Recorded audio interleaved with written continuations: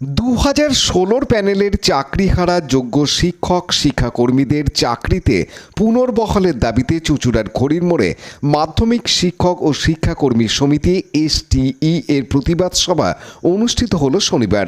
প্রতিবাদ সভায় জেলার বহু কর্মরত শিক্ষক শিক্ষাকর্মী এবং চাকরিহারা শিক্ষক ও শিক্ষাকর্মীরা উপস্থিত ছিলেন।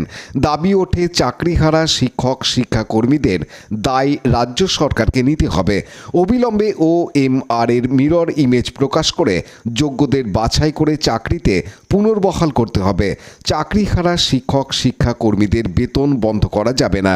সভায় বক্তব্য রাখেন জেলা সম্পাদক ভাস্কর ঘোষ, জেলা সভাপতি অমিতাভ রায় চৌধুরী। এছাড়াও বক্তব্য রাখেন চাকরিহারা শিক্ষিকা স্বাগতা মণ্ডল ও প্রাক্তন শিক্ষক ও বিশিষ্ট কবি তপন কুমার ঘোষ। সুপ্রিম কোর্টে যারা লড়াই করেছিল এই কেসটা, ভারতবর্ষের সবচেয়ে নামি দামি স্বনামধন্য অ্যাডভোকেট, যাদের কিন্তু পিছনে একটা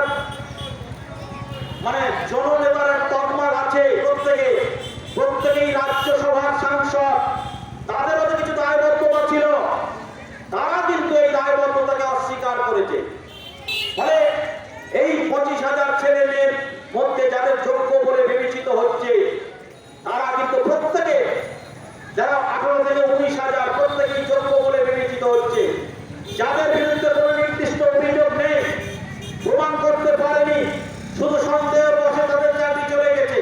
এই রাজ্য সরকার বলুন, শিক্ষামন্ত্রী বলুন, মুখ্যমন্ত্রী বলুন, স্কুল সার্ভিস কমিশন বলুন, মধ্য শিক্ষা পর্ষদ বলুন এবং এই স্বনামধন্য অ্যাডভোকেটরা, এরা কিন্তু।